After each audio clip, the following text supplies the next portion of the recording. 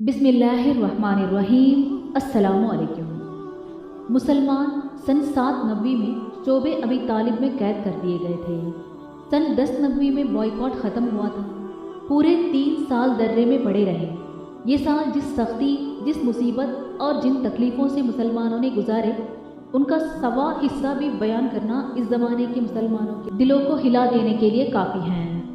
सन 1090 में जब बॉयकॉट ख़त्म हुआ था और मुसलमान अपने घरों में वापस आए तो ख्याल होता था कि शायद कुरैश की सख्तियाँ और नामुनासिब और ज़ालिमाना जुल्मों का खात्मा हो जाएगा। वह मुसलमान को उनके हाल पर छोड़ देंगे। पर होने वाला वाक़यात ने बहुत जल्द बता दिया कि कुफ़ारे कुरैश पहले से भी ज़्यादा सख्त जालिम साबित हुए। एक दिन हज़रत अबू बकर रज़ियल्लाहु अन्हु हुज़ूर सल्लल्लाहु अलैहि वसल्लम की खिदमत में पहुँचे। आप अपने मकान पर ना मिले। अबू बकर सिद्दीक़ रज़ियल्लाहु अन्हु बैतुल हरम की तरफ चल पड़े। रास्ते में अबू जहल मिला। उसने मजाक उड़ाने की नीयत से कहा, अबू बकर, तुम्हारे नबी को आज मेराज हुई है। वो कहते हैं कि उन्होंने बैतुल मुक़द्दस तक सफ़र किया था, फिर आसमान पर गए और रात ही को वापस लौट आए। क्या ये यकीन करने के काबिल बात है?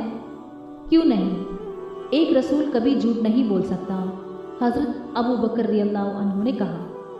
अबू जहल ने हंस कर कहा, लेकिन आज ये साबित किया जाएगा कि हुज़ूर सल्लल्लाहु अलैहि वसल्लम जो इस वक्त कह रहे हैं सही नहीं है।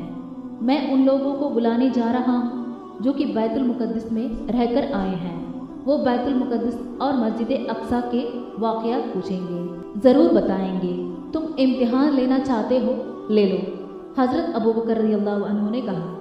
तमाम नबियों का इम्तिहान उनकी कौम ने लिया है, हुज़ूर सल्लल्लाहु अलैहि वसल्लम का भी ले लो। अबू जहल चला गया। हज़रत अबू बकर सिद्दीक़ रज़ियल्लाहु अन्हु बैतुल हरम में पहुँचे। हुज़ूर सल्लल्लाहु अलैहि वसल्लम काबे के दरवाजे के सामने बैठे थे और आपके सामने सैकड़ों कुफ़ारे कुरैश बैठे और खड़े थे। इनमें कुरैश के बड़े लोग भी मौजूद थे। हज़रत अबू बकर रज़ियल्लाहु अन्हु ने प्यारे नबी को सलाम किया और आपके सामने बिल्कुल करीब बैठ गए। अबू लहब ने मजाक उड़ाने के तौर पर कहा, अपने नबी से आसमान और ज़मीन की बातें मालूम कर लो। रात उन्हें मेराज हुई है, अर्श मुअल्ला पर खुदा के पास से होकर आ रहे हैं, जन्नत और दोज़ख वगैरह सब देखकर आए हैं। हज़रत अबू बकर रज़ियल्लाहु अन्हु ने फरमाया, मेरा ईमान है कि हुज़ूर सल्लल्लाहु अलैहि वसल्लम ने जो कुछ फरमाया होगा वो सही है।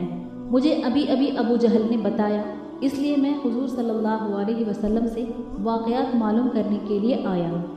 हुज़ूर सल्लल्लाहु अलैहि वसल्लम ने फरमाया, अबू बकर, वाकई मुझे मेराज हुई है। पहले मैं बैतुल मुक़द्दस गया, फिर आसमान पर पहुँचा और फिर अर्श मुअल्ला पर पहुँचकर खुदा से हम कलाम हुआ। मैं हुज़ूर सल्लल्लाहु अलैहि वसल्लम के एक एक लफ्ज़ पर ईमान लाया। गुजारिश है थोड़ा तफसील से इन वाक़यात को सुनाएं, हज़रत अबू बकर रज़ियल्लाहु अन्हु ने कहा। फिर हुज़ूर सल्लल्लाहु अलैहि वसल्लम ने तफसील से वाक़यात सुनाए। मौजूद लोग बहुत गौर से सुनने लगे। इस मुद्दत में अबू जहल भी आ गया, उसके साथ कुछ लोग और भी थे।